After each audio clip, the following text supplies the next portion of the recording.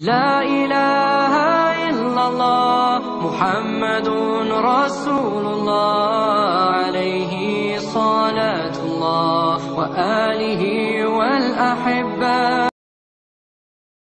Kalau sedang merasakan kesulitan dalam masalah, kalau masalah ingin cepat diringankan oleh Allah, maka bandingkan masalah itu dengan solusi yang pernah dirasakan sebelumnya.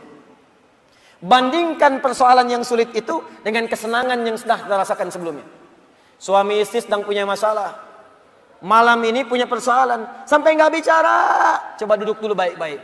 Ingat masa-masa senang ke belakang. 15 tahun berumah tangga, masa mau dikalahkan dengan masalah di satu malam? Ingat banyak senangnya atau banyak dukanya. Coba timbang-timbang lagi. Mungkin dengan menghadirkan nostalgia kesenangan itu, yang ini akan terasa ringan. Ma, kenapa malam ini kita mesti cemberut ya? Bukankah kemarin-kemarin kita tertawa? Gara-gara bapak semuanya. Gak apa-apa mah, memang gara-gara papa. Papa terima. Tapi mungkin Allah titipkan keburukan di papa itu karena mamah bisa menyempurnakan. Mungkin Allah pilih mamah itu adalah mamah yang bisa membimbing papa lebih baik. Masya Allah. Oh gitu ya pak ya, mama bikin status dulu ya. Jadi kalau semuanya begitu enak rasanya. Tapi memang diucapkan mudah, menjalaninya belum tentu mudah. Nah, jadi kalau kita punya persoalan yang kecil-kecil sekarang, ingat masa lalu. Bu, Pak, ya maaf di kantor ada masalah. Masalahnya hari itu, jangan langsung merasa berat. Ada proyek gak selesai dimarahin sama bos. Anda kerja sudah 10 tahun, dimarahin baru hari itu. Senangnya kan banyak, udah 9 tahun. Masa persoalan sehari mengalahkan persoalan 9 tahun yang senang ke belakang? Kan tidak lucu. Anda gagal satu ujian, 9 mata kuliah lulus semua. Masa harus meratapi diri pada yang satu itu? Selesaikan. Mungkin di situ Allah ingin berikan anugerah supaya Anda paham lebih dalam. Mungkin disitulah kepakaran Anda supaya belajar lebih dalam lagi. Diangkat kemudian karena pakar itu, di masalah itu. Jadi kalau Anda sedang merasakan kesulitan, ingat masa-masa lalu saat Allah memberikan banyak nikmat dalam kehidupan kita. Jelas sampai di sini? Wa wajadaka dhallan. Ingat Muhammad, dulu engkau belum pernah punya pengetahuan seperti sekarang. Engkau belum dapat bimbingan dari wahyu seperti sekarang. Ini dhallan di sini jangan sembarangan menerjemahkan ya. Di Al-Quran itu ada kalimat serupa, tapi maknanya bisa beda. Ghairil maghdubi alaihim waladdallin.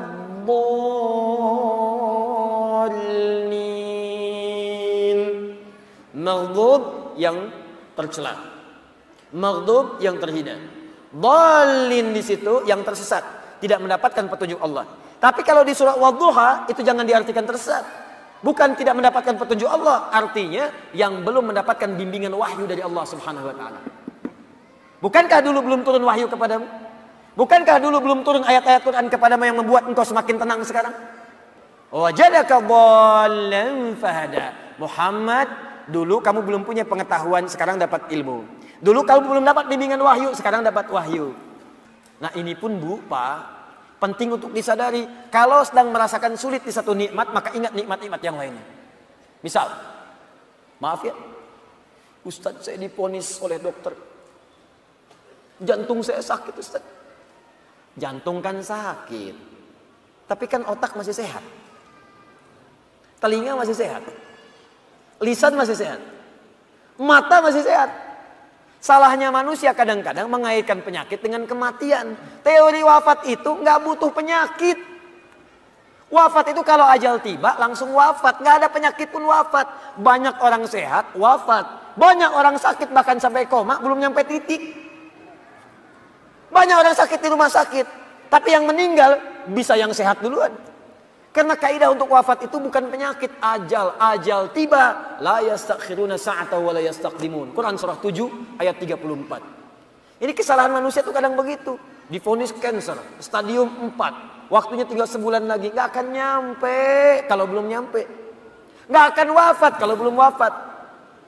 Karena itu kita diajarkan oleh Allah Subhanahu wa taala, hati-hati. Kalau kita mendapatkan merasa kurang di satu nikmat, maka segera evaluasi diri. Barangkali nikmat yang lain lebih banyak yang pernah kita dapatkan. Apakah kita hanya akan jauh dari Allah hanya karena satu yang kita rasakan itu?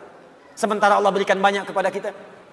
Jangan sampai hubungan Anda pun dengan orang Karena ayat ini punya hablum minan nas, hablum minallah. Hablum minallah vertikal, hablum minan nas horizontal. Jangan sampai Anda punya hubungan dengan orang, sudah bertahun-tahun baik, putus hanya karena satu persoalan yang terjadi di satu hari. Sering terjadi begitu. Anda nggak sadar, bertahun-tahun berteman, bertahun-tahun berkolega, bertahun-tahun bertetangga, di pemerintahan, di jabatan, di harta benda, di macam-macam. Cuman gara-gara satu persoalan lupa dengan kebaikan yang pernah terjadi di masa-masa lalu. Kalau itu terjadi dalam hidup Anda, maka Anda sedang dikuasai oleh setan.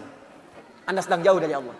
Karena ayatnya mengatakan, orang yang dekat dengan Allah tidak akan dipengaruhi oleh persoalan-persoalan yang tiba seketika, dan dia tidak akan melupakan kebaikan-kebaikan yang pernah terjadi di masa lalu. Lawan dari Allah itu tagut. Tagut terbesar itu setan.